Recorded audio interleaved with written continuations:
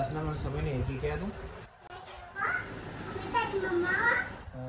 मैं मार पढ़ सीखी मैं तेरी मार पढ़ अच्छा तो तू मेरी मम्मा हुआ तो तू नमाज पढ़ने लगी है।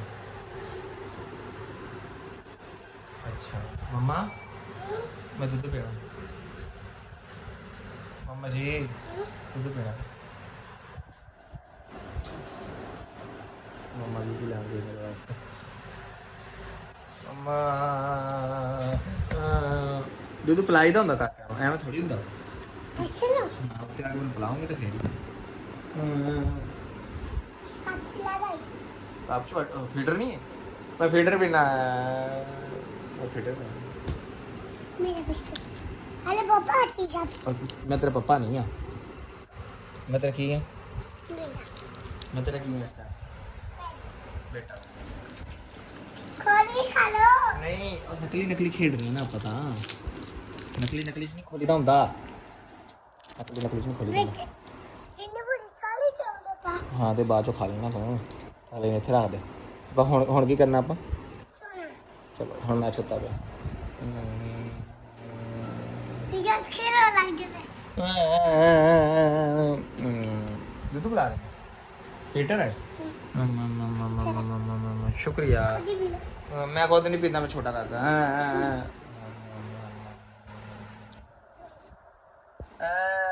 तुम बता दो क्यों बस करा अब खेडते पे दूध होर पीना मैं। पापा सब खा जाओ मैं गंदा खाता हूँ बहुत दूध पीना।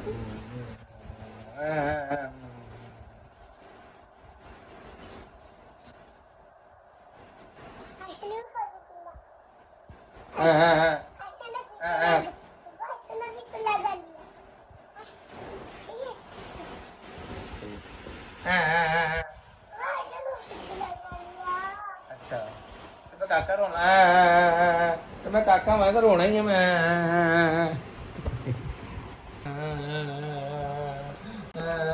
चल मार दी मैं। अच्छा चल देखो जी काके ਨੂੰ ਝਾਲ ਮਾਰ ਰਹੀ ਹੈ ਮਾਇਰਾ ਮੈਨੂੰ ਝਾਲ ਮਾਰ ਰਹੀ ਹੈ ਲੈ ਕੇ ਚਲੀ ਗਈ। ਮਮਾ ਦੁੱਧੂ ਖੁਦ ਨਹੀਂ ਪੀਂਦਾ ਮੈਂ ਛੋਟਾ ਕਾਕਾ ਵਾਂ।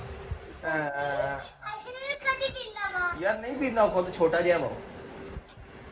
ਮੰਮਾ ਬੁਲਾਉਂਦੀ ਉਹਨੂੰ। मैं तो छोटी थी मैं ऊपर लगा कर कड़े से बांधी ਕਿੱਦਾਂ ਮੈਨੂੰ ਸਵਾ ਫਿਰ ਉਤਾਰ ਕੇ ਜਲਦੀ ਕਰ ਮੈਨੂੰ ਨੀਂਦ ਆ ਰਹੀ ਚੱਲ। ओए पक्की चलते ਉਹ ਯਾਰ ਰਹਿਣ ਦੇ ਪੱਖੀ ਮੈਨੂੰ ਨੀਂਦ ਆ ਰਹੀ ਹੈ ਕਾਕਾ ਰੋਣ ਲੱਗ ਜੂਗਾ ਫਿਰ। आ गई ਜਲਦੀ ਸਵਾ ਦੇ ਮੈਨੂੰ। ਕਿਵੇਂ ਅੱਲਾ ਕਰਕੇ ਜਿੱਦਾਂ ਵੀ ਸੋਣਾ ਸਵਾ ਦੇ। अच्छा